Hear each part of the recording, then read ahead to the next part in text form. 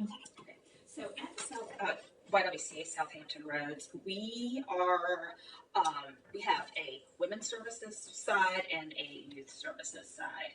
Over on the youth services side, we provide childcare in different environments, different facets, from the TCC child development centers to before and after school care at certain Norfolk public schools. Over on the women's services side, we have a shelter for anybody that's trying to escape a domestic violence situation. So at the actual house, we have women and children males 16 and under. So if it's a man that's trying to get out of a domestic violence relationship or a family that has an older adolescent son, we will work collaboratively with another agency who is set up in a scattered site model to place them, or if we have funds available, we'll put them in a hotel for a short amount of time. Now, is the way that the shelters are being set up right now, is that still in the works to be changed? The way that they do that now? It is. So we are in July, which is the start of our new fiscal year. We are aiming to transition to a scattered site model. So overall, that is going to make the whole process a lot more victim friendly, if you will, so that those that have just experienced trauma aren't living all over on top of one another and having to share rooms with people they have no idea who they are and whatnot. So that will eliminate a lot of the issues that we've seen in the past. With that, we're going to be sheltering people that are in imminent danger, and then really working with those that are in a domestic violence relationship. Many of them aren't ready to leave at that moment, so we're going to work with them to help empower them to get the things that they need and the resources to them. If they do want to leave, we have housing programs we can connect them to, and as of July, they won't have to have gone through our shelter, so it's going to give us a lot more flexibility. Okay. So is this more of a transitional state for them then? Where it's helping them? And it's kind of like, we can help them plan. We don't want them to, sometimes, even though our hotline and the way our shelter has been traditionally set up has the best of intentions, it can also create barriers to helping those that aren't necessarily need to leave in the middle of the night.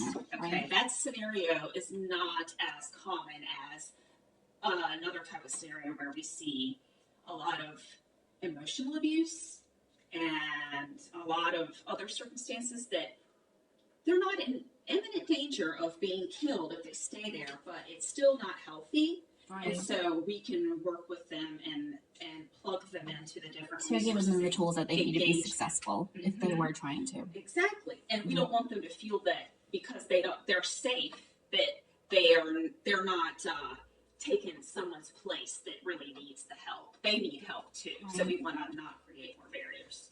Okay. What was the next part of the question? It was your role. Oh, my role. So I am the program manager for outreach services. So what that means is I oversee our hotline, so a pool of about 60 volunteers and undergraduate interns and our legal advocates. And so, and our outreach coordinator when we have a funded position for one, which we don't right now. But so I'm in charge of assigning the outreach. I remember you telling me that during my interview that spot was something that needed to be filled at the time. Yes. So because it's falling on you at the moment. Yes. Okay. Yes. Okay. For somebody that was looking to get into this field, how much education or training is required to qualify in the market and to meet the certification or licensing requirements? Well, it kind of depends. So it's pretty flexible. Most of our positions require at least a bachelor's degree. If not a bachelor's degree, then you have a certain amount of college credits. We've got some at the shelter that have associate's degrees or working towards bachelor's. Up through a licensed clinician who needs a master's and the LPC or the licensed clinical social credential or licensed psychologist.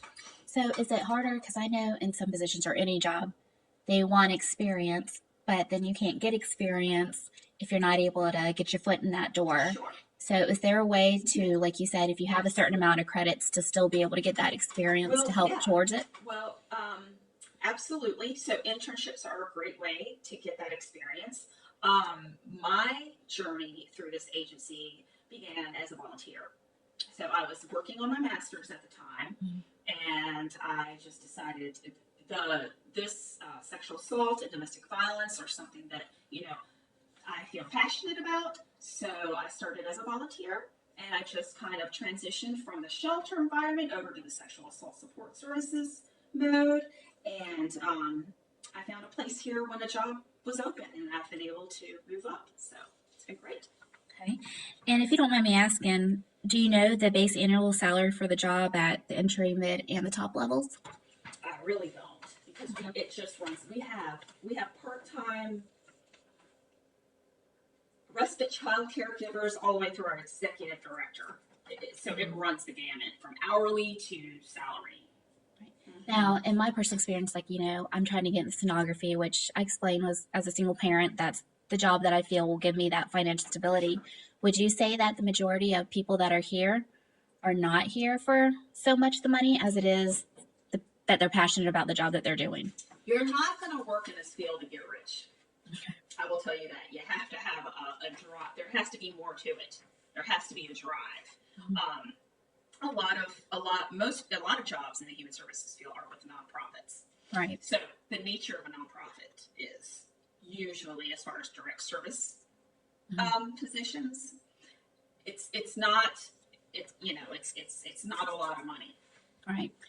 Now, since you started as a volunteer and you worked your way up, are there any tips on how you could advance through that, or are there steps or a process that you would take to advance in the company? Absolutely. So when you treat it as a job, even though it's an internship or a volunteer position, if it's an environment and an organization that you'd really like to stay with and grow with, then treat it as a job, and your dedication will be evident.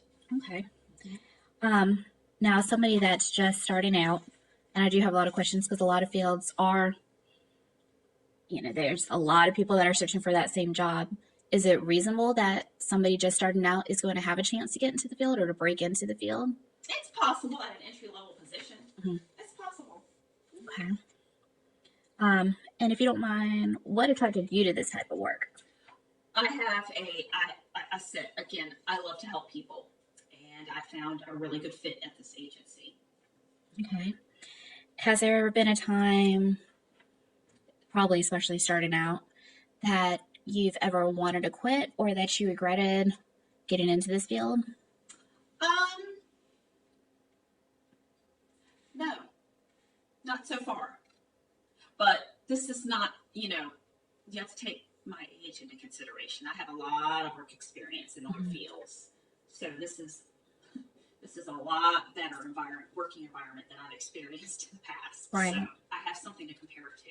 And do you think that's because you are just passionate about what you're doing? It is, and I have, and I know that the grass isn't always greener because I have that life experience to back that up. Right. I think that comes with getting wiser, like you said. Yeah. What would a typical day or month be like here? Well, from day to day, it can vary. Sometimes I find myself not completing any of the tasks on my calendar and putting out fires all day. But overall, month-wise, there are reportables that have deadlines to meet as far as reports and meetings and looking at where we are and grant reporting requirements and things like that. So I have to balance putting out fires with, hard deadlines. Right. From the people that you've met here or that you work with or volunteers that you've seen come and go, what do you think people would say are the most positive and most negative aspects of the job? Well, I think that I have experienced, since we've had a huge influx of interns that have covered the hotline, there has been some frustration on the volunteers and not being able to get hotline shifts.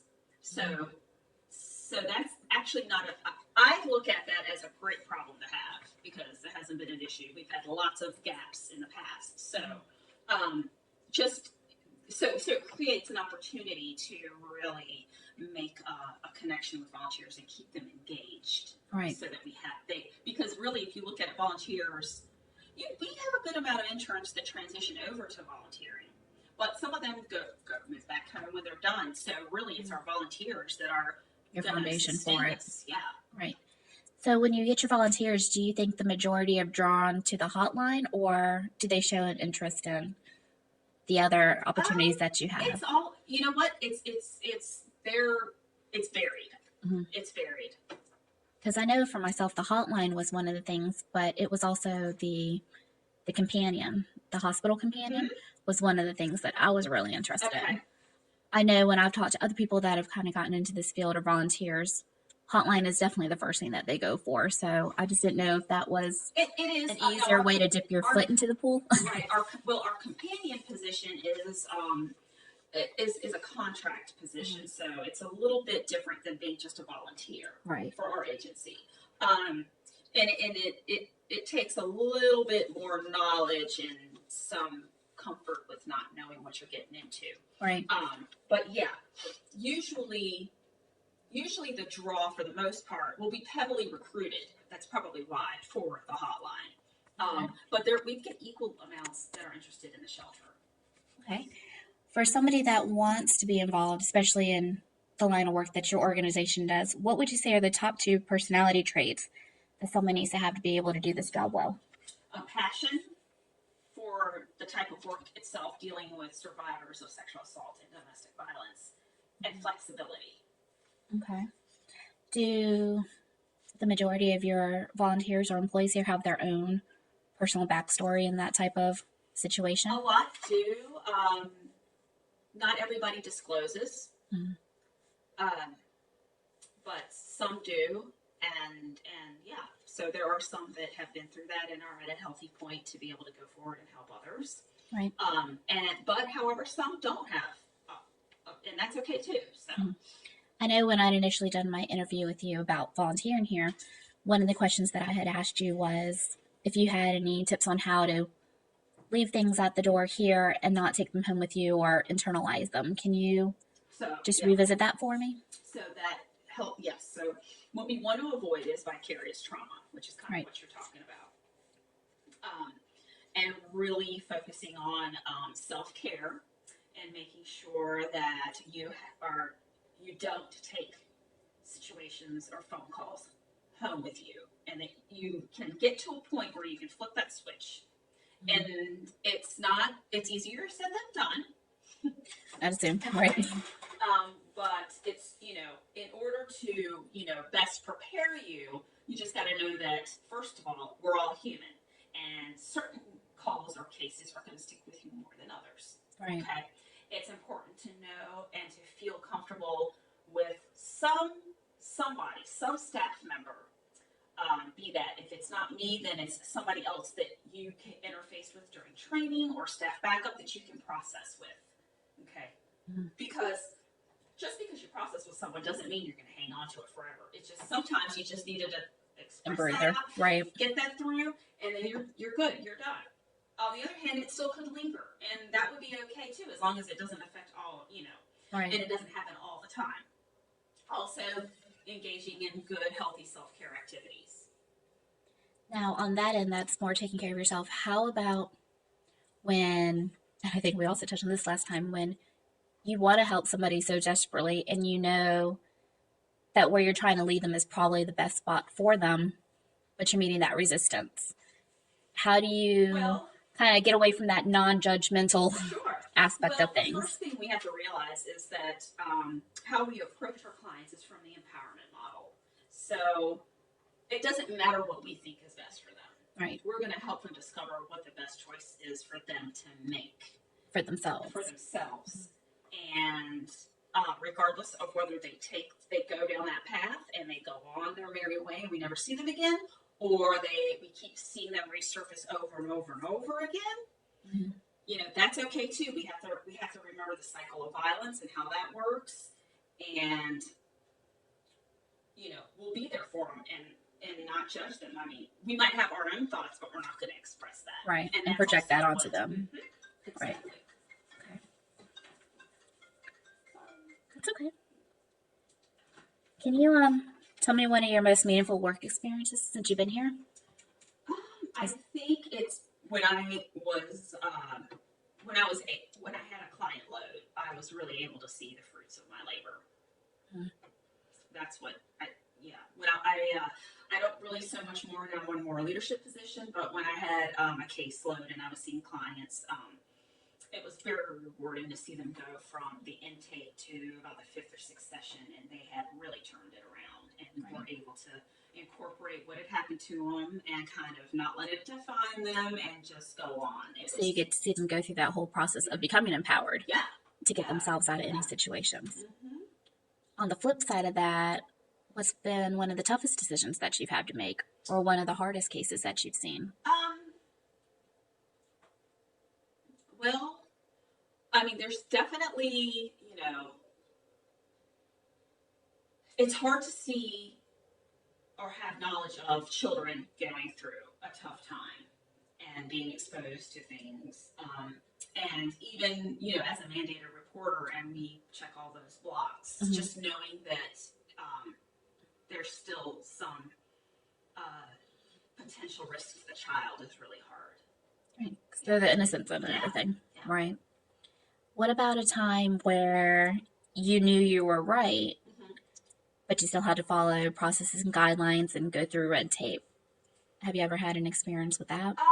Yeah, that does happen. It's the nature of, being grant funded and, Mhm. figuring out a better, more efficient way to do things. But the grant guidelines dictate something else, and they're the funders. So we have to do it the way that we said they were going to do it, All or right. else we won't get more money.